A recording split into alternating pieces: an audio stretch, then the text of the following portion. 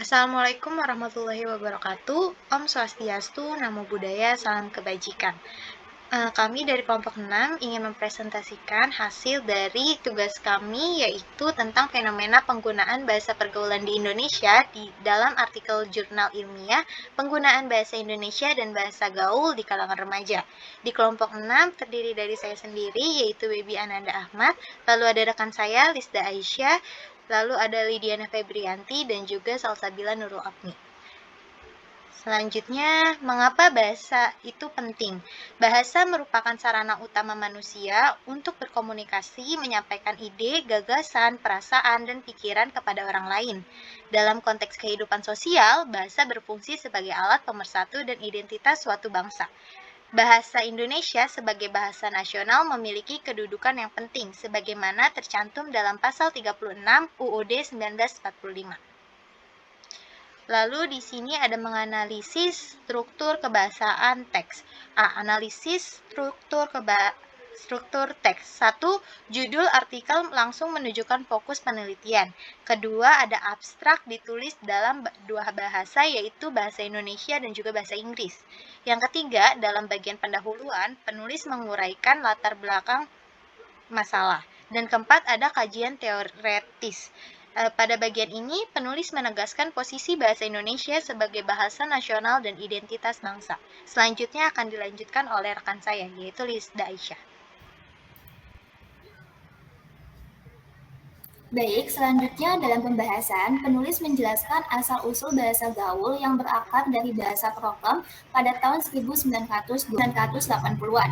Kemudian, analisis dampak. Bagian ini membahas dua sisi dampak dari penggunaan bahasa gaul.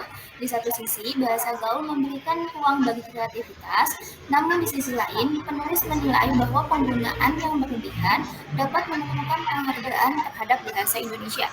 Terakhir, dalam kesimpulannya, penulis menegaskan bahwa penggunaan bahasa gaul yang tidak terkendali bisa menghambat perkembangan bahasa Indonesia serta mengkikis kesadaran.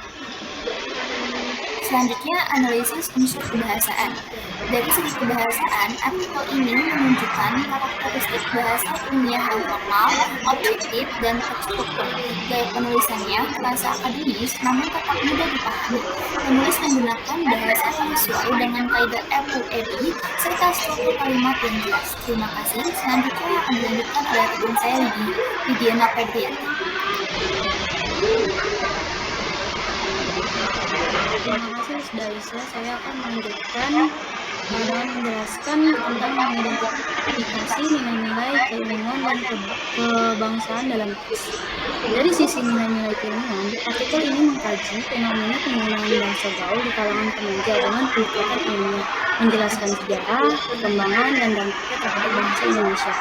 Penulis menampilkan pandangan dari berbagai ahli, seperti Arum Putri tahun 2015, Mulyana tahun 2015, dan Nur Hasanah tahun 2017, dan lain-lainnya untuk mendukung argumennya. Selanjutnya,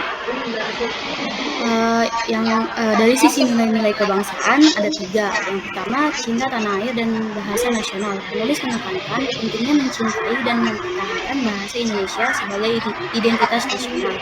Yang kedua, menjaga identitas dan jati diri bangsa. Yang ketiga, gotong royong dalam pembinaan bahasa. Selanjutnya akan dilanjutkan oleh Salsabila Nurul Apni. Baik, selanjutnya mengevaluasi kekuatan dan kelemahan teks dari sisi argumentasi dan bahasa. Kekuatan dari evaluasi sisi argumentasi adalah topik aktual dan relevan yang membahas fenomena nyata tentang pergeseran penggunaan bahasa di kalangan remaja. Sedangkan kelemahannya dari evaluasi sisi argumentasi adalah tidak ada metodologi penelitian seperti artikel yang bersifat deskriptif tanpa penjelasan metode, teknik, analisis, atau data. Evaluasi dari sisi bahasa, dari segi kekuatannya, yaitu gaya penulisan akademis yang memiliki struktur ilmiah seperti abstrak, pendahuluan, pembahasan, kesimpulan, atau daftar pustaka.